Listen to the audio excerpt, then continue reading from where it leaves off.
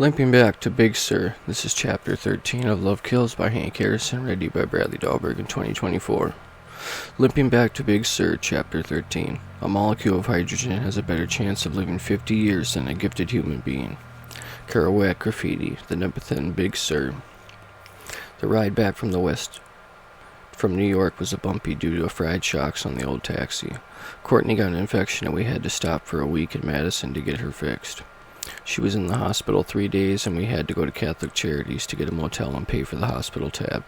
That's when I went over to the university to meet Harry Harlow and gloom onto the terry cloth motherhead. A year later I ran into a social worker on the beach in San Francisco. How was this possible? She actually remembered us.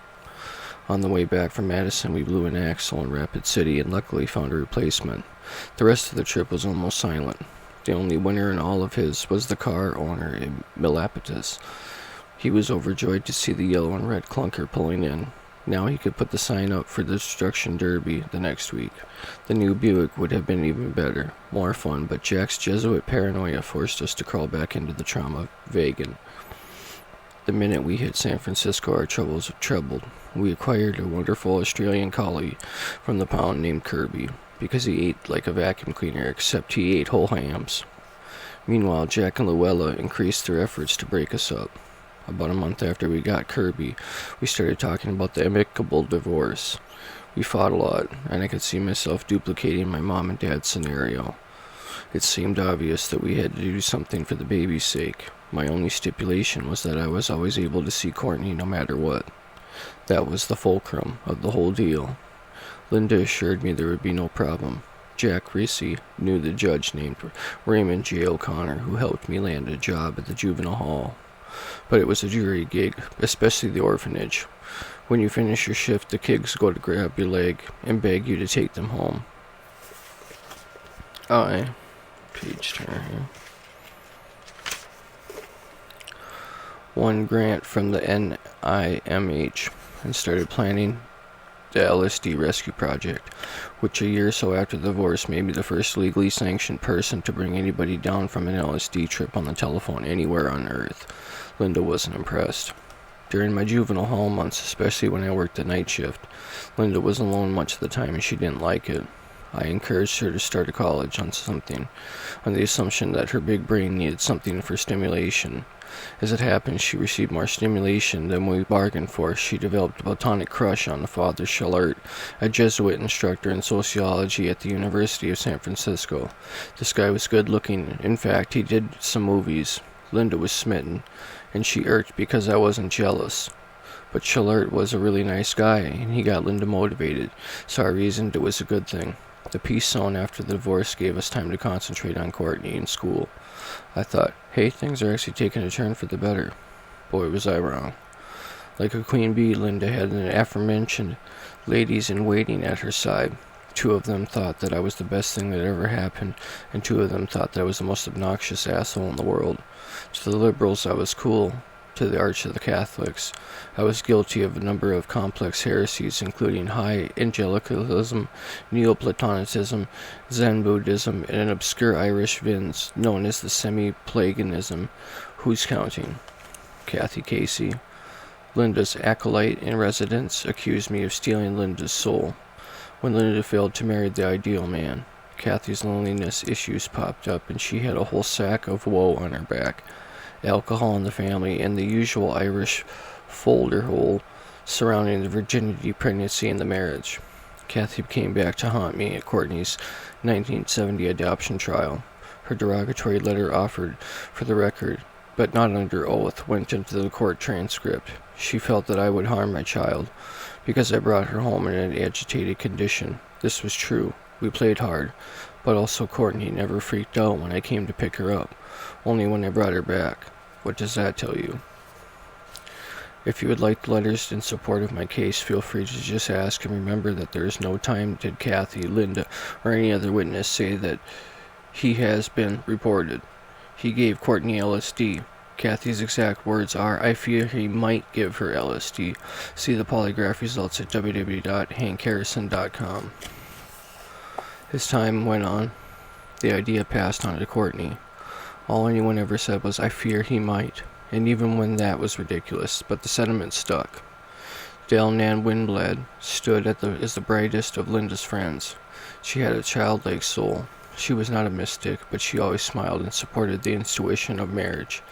And for better or for worse, a perfect choice to be Courtney's godmother, Karen Randall, who did not testify on Linda's behalf, but was my inside buddy.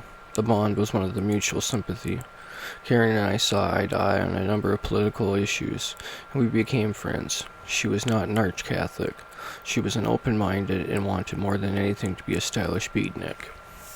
Karen loved to tell high school tales about Linda's days as an awkward class clown, nearly exposing herself during the graduation ceremony by stepping on her slip beneath her gown, and later jumping into a pool wearing her mother's full-length mink coat during the graduation bash. Karen stood while Linda was in labor with Courtney because Linda took up camp in the hospital for almost 4 days prior to having the baby and 3 days postpartum. The length of this stay may have been something to do with the fact that Courtney took 10 months to pop out and weighed 10 plus pounds. The late Judy Carroll, no relation to Courtney's lawyer, was the worst Hank hater of the lot. She was the one who started the rumor that I gave Courtney LSD. Kathy Casey later wrote a letter to the court, but Judy was masked to the inquisitor. Behind the scenes, Judy spent every visit in our house bonded to Linda. Unless Andy Palio and Judy Alito, the mayor's highly gifted son, or Stan Chasen, one of my best pals from college, and a close double for Cary Grant, dropped in. It was unnatural that Judy and Stan should meet, but I didn't figure they'd fall in love. Judy was kind of frumpy, a sister of Mercy's Covent girl, and nowhere near the North Beach hip. Stan was super hip, and Jewish. Who knew? No matter what she did, or where she went, Judy Carroll thought that she was doing God's work. Linda marrying a non-Catholic was the worst thing that Judy could imagine, except maybe marrying a Jew. I figured she was working for the Legions of Mary, not the rock band, the Opus Dei. And she and Linda had even baby baptized secretly, as if the presence of a pagan like me would somehow sully putrefaction rites. I tried to explain that Episcopalians also baptized, that it wasn't a rational argument. Later I discovered that Judy wasn't working to our marriage annulled all along. Somehow they got Linda rejuvenized. Or re-virginized. Needless to say, I was shocked to hear that Judy and Stan were married a few months after Linda and I divorced. Sadly, Judy and Stan got into an accident shortly after their wedding. The VW Bug was no match for the Embankment. Stan emerged emotionally scarred, and Judy was DOA, dead on arrival. Linda mourned Judy for years after that, but they couldn't blame it on me. The Linda versus Hank divorce was no picnic.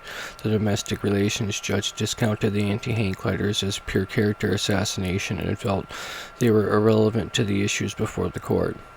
He also said that he hated to see Linda and Frank coaching Courtney and hated to see the child brought into the court to decide which parent she loved the most. This did a great deal of damage to everyone. The appraisals trial, the judge, a closet deadhead, assured me that he read and appreciated the letters supplied by my attorney upholding the claims to fight for adoption. He also told me that he felt something strange going on and some peculiar legal issues to be dealt with by the higher court.